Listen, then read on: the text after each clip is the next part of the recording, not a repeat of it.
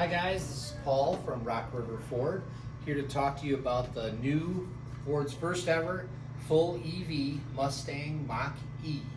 This is new for 2021. Yes, this is a Mustang. Ford, I think in my opinion, was a genius that they called it a Mustang. And one of the reasons they did that, I think, is because they want to stir excitement in this car, and they're saying that this is here to stay. They did an excellent job of showing where their future is going. Iconic Mustang badge there, but it's a specialized version just for the Mach-E. With a full electric car, if you guys notice this grille here, this doesn't need the cooling that a traditional motor does. And so Ford did an excellent job with this grille, but there's no airflow. Totally, it's all about aerodynamics, not about the traditional grille that has air blowing through it. So I thought they did a great job of making that look a little bit traditional but futuristic as well. Another Mustang styling cue, if you guys notice these headlights, you know, they're very sleek, futuristic looking. They've kind of got these are LED headlights, so something that at nighttime they were just excellent visibility, and they did a great job of making sure that they're safe too, where they don't blind other people in the way that they focus the lights so they don't go into other lanes and things like that. Come around the side here, you'll see the Mach-E, and this is a all-wheel drive Mach-E, so this is great for the northern climates. This is available in a two-wheel drive as well, which would be rear-wheel drive if you got the two-wheel drive version, or four-wheel drive. Now, a super nice thing, people are used to smart keys these days. On this car, you can use a key, it does come with one, or you could just use your smartphone. Once you pair up the phone to it, your phone is your key, so you'll never need to be like, where's my key? Most people always have their phones on them now. You just come up, press that button, and then there's just this cool little door handle that you can grab right there that you don't even notice when the car is shut. And so I think Ford did a great job of that. Now on the back door, if you notice, there's no door handle at all on this, and Ford found in their testing, you know, when they were designing this car and they put handles on, they were trying different things, that nobody ever grabbed a door handle. So what they did, you hit that button to open the door, and they found people would always just grab the door right here. So there's actually a rubber door handle behind here for people to pull the door open. Now another nice thing, like if you have kids like I do, and you're always worried when they're young about them slamming their fingers in the door and things like that, Ford was so smart, and I'm just shocked that somebody must have been a parent that thought of this. Ford has a mechanism. I pop that open, and notice my hands in there. If I push on this, I cannot shut that door. Okay, Ford designed when you pop that open, a little mechanism comes out to keep you from slamming that door back on your fingers or something else to reset it. And I pulled that open, if you heard that little sound, that goes away, and now I can shut my door. So I really thought, wow, they're really thinking ahead there. So that's just another great design flaw. Again, you can pull it open. There's a rubber door handle back here. Just glancing in there, tons of room. I wanted to point out while we're on the back door, another thing that Ford did a great job of, even though this is a full electric car, Ford has on these handles, they still have a mechanical release for all the doors.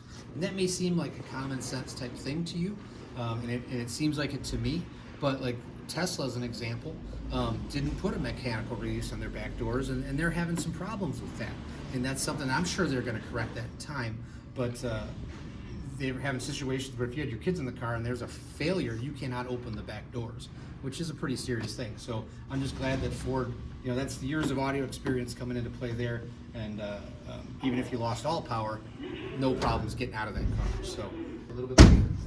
As we come back around here, another Mustang styling cue, which I love, if you notice these tail lights.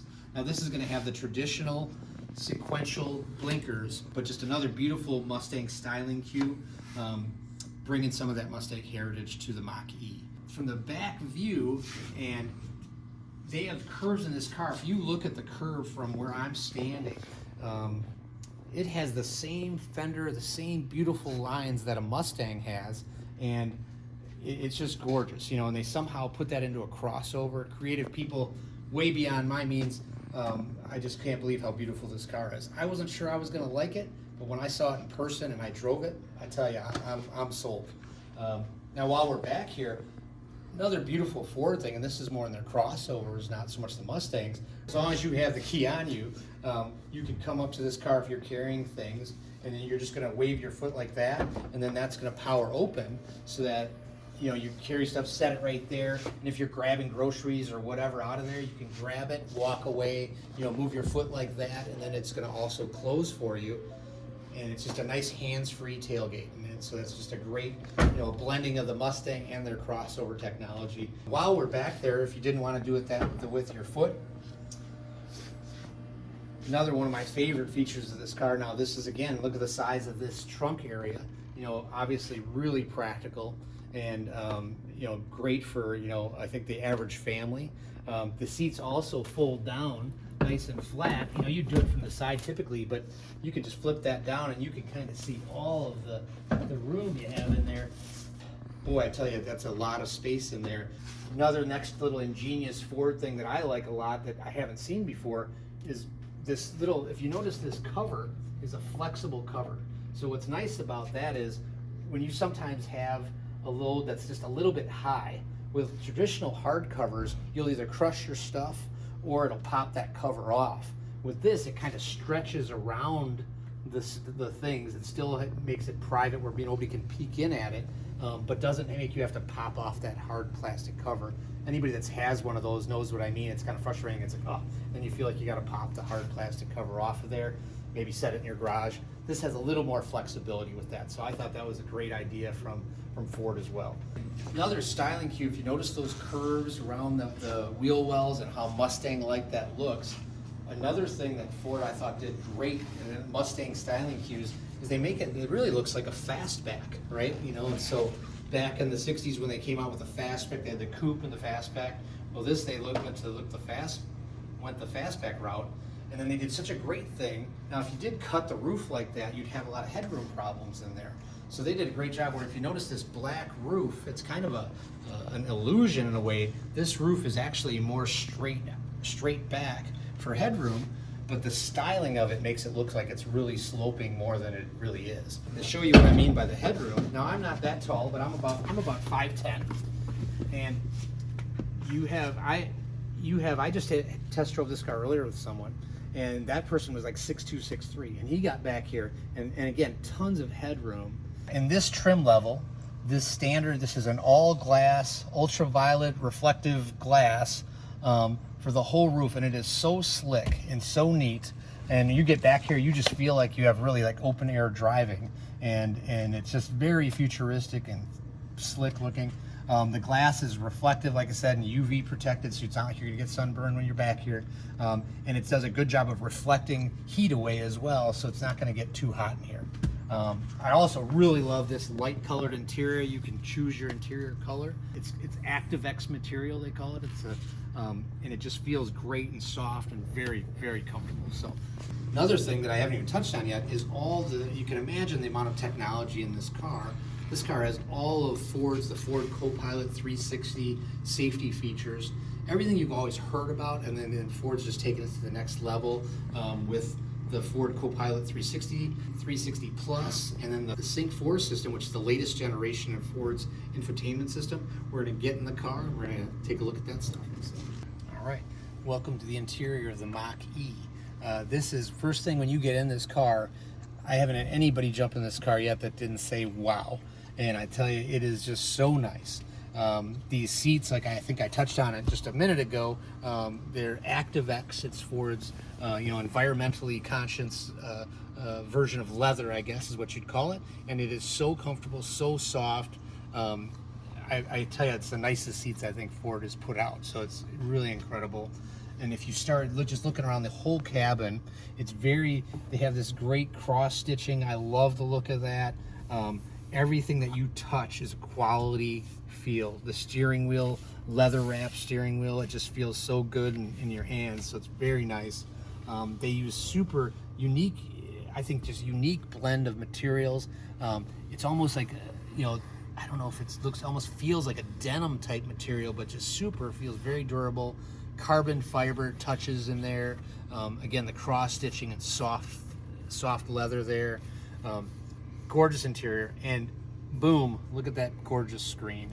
And what they did, this is the new Sync 4 system, and it just floats there. And I think I've been in a lot of the other, competitors, and some of them are bigger, some of them are smaller, but this seems just right. And I just love the definition of it is very high. Then another thing they did that's so nice compared to some of the other EVs on the market is they gave you a little 10-inch screen in front of you for just the stuff that you want to know, like your speedometer. It has your range, so you just know what gear you're in. It tells you that you're ready to drive, because a strange thing about the car is, if you notice, and I was going to bring this up earlier, this car's been running for this entire video. So there's no engine running. We're not getting fumigated because there's no gas. Now, looking at the new Sync 4 system, everything is very interactive and very where you would expect it to be. The learning curve on this, and there's so many menus, I still need to learn a ton about this. But I tell you, just spending maybe 10 minutes in this car, I can find everything that I need.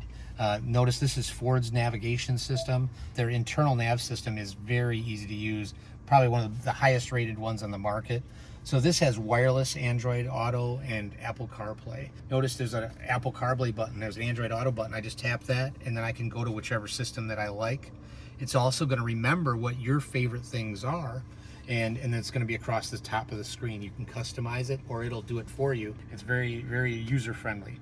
Another thing that a lot of people are kind of anxious about with electric vehicles is they're like worrying, like, what do I do? How do I charge it? Am I going to run out of gas, so to speak, or run out of power and be stuck on the side of the road? Ford and other car companies are building a network, Electrify America, and they are putting charging stations all over the place. And all I got to do is hit this one button, next charge, and it pops up the nearest charging stations.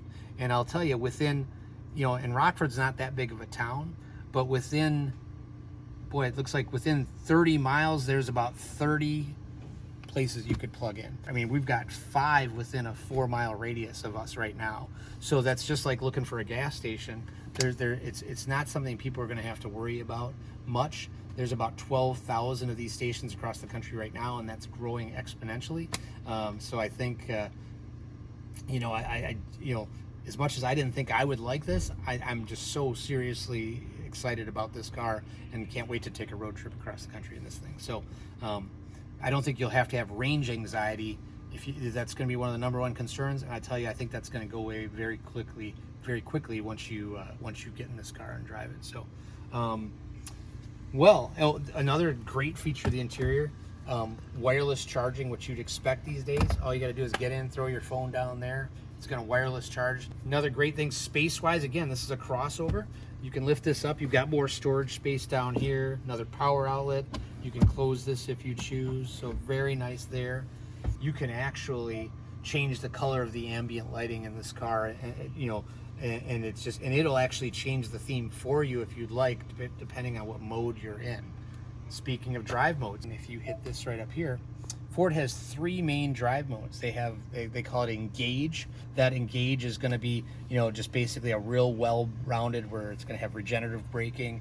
Whisper is going to be just maximum quiet and smoothness, and that is so neat. And then there's Unbridled. That's kind of like a sport mode, right? Which is going to be basically a performance mode. I mean, honestly, it feels fast to me in every mode. But you do have those 3 drive modes, which are really easy to go in and out of. So that's a great feature that way. One of the last features, most cars have an engine in the front. This car has no engine, right? A lot of people go, oh, I didn't even think about that.